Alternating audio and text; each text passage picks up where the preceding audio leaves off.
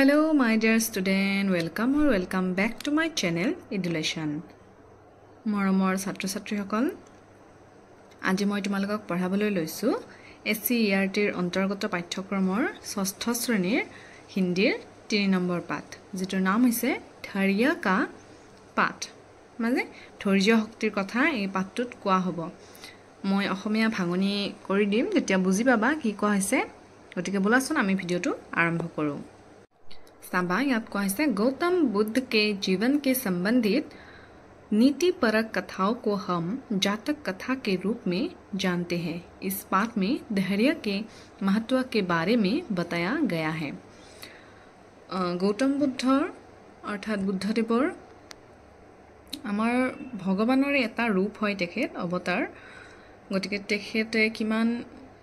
नीति शिक्षार লগত জড়িত আছিল आध्यात्मिक माने কথাবোৰ শিকাইছিল তেওঁৰ শিষ্যসকলক হেবোৰ পাঠটোত কোৱা হ'ব সাবা पुराने जमाने की बात है पुराने काলৰ কথা गौतम बुद्ध एक गांव से दूसरे गांव पैदल जा रहे हैं पैदल माने खोजकाड़ी আৰু কি কৈছে गौतम बुद्ध एक गांव से दूसरे गांव पैदल जा रहे हैं माने এখন গাঁৱৰ পৰা আন এখন গাঁৱলৈ खोजकाड़ी যাই আছে साथ में उनके शिष्य भी थे আৰু লগত তেওঁৰ শিষ্যবিলাকো আছিল हिस्सा माने छात्र उस दिन बहुत गर्मी थी हे दिनाखन बहुत गरम आसिल क्षण भर विश्राम के लिए वे एक वृक्ष के नीचे तृण पर बैठ गए माने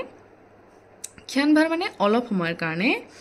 विश्राम माने হৈছে জিৰণি লবৰ বাবে হিয়তে বৃক্ষ মানে হৈছে গছ গছৰ তলত তৃণ মানে ঘাঁ বন বৰক তৃণ বুলি কৈছে সেই ঘাঁ বনৰ ওপৰত গছৰ তলত বহি গল उन्होंने एक शिष्य से कहा बहुत प्यास लगी है गौतम बुद्धই মানে বুদ্ধদেৱে এজন শিষ্যক ছাত্ৰক কৈছে যে বহুত পিয়াহ লাগিছে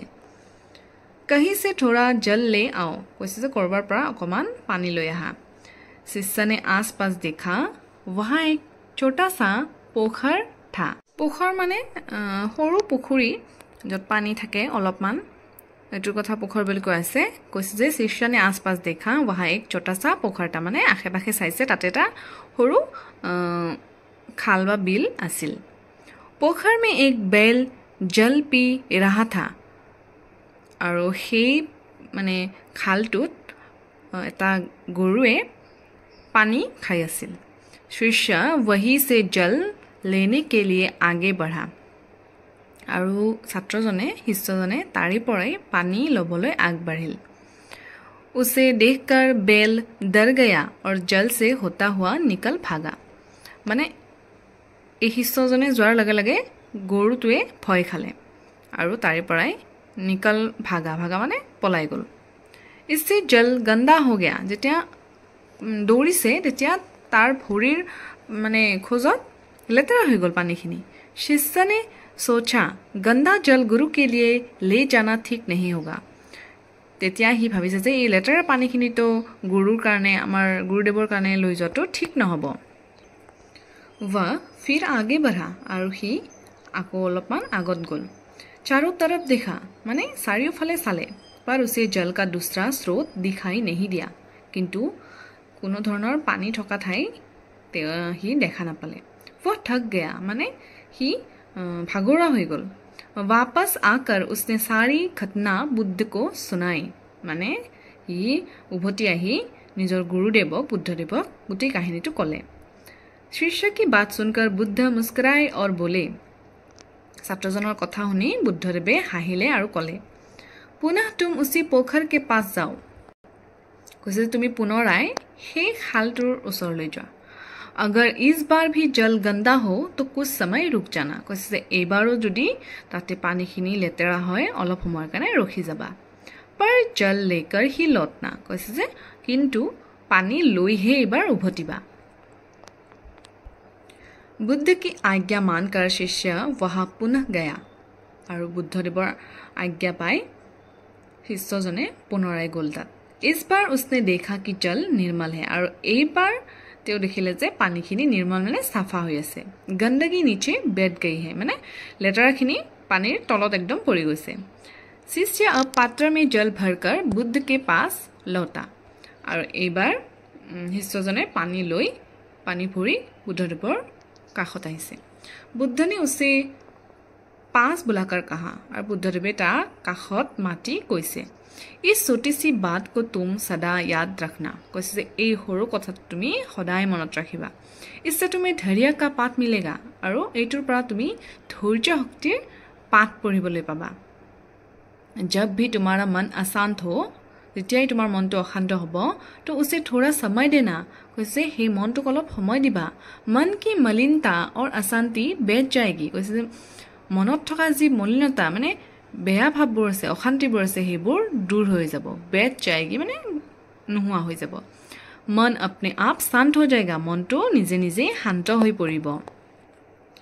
बुद्ध की अनमोल बातें सुनकर शिष्य का चित्त प्रसन्न हो गया और बुद्धदेवर এই কথাখিনি শুনি শিষ্যজনৰ মন প্ৰসন্ন মানে আনন্দ হৈ গল মানে ধৈৰ্য থাকিলে আমি সকলো কামতে সফল হ'ব পাৰো যদি অধৈৰ্য হৈ যিকোনো কামত আমি অধৈৰ্য হৈ যাও তেতিয়া অশান্তি হয় আৰু মন দুখিত হয় গতিকে আমি সকলো কামতে ধৈৰ্য ধৰিব লাগে এইটোই পাঠটোত কোৱা হৈছে সাবা ইয়াত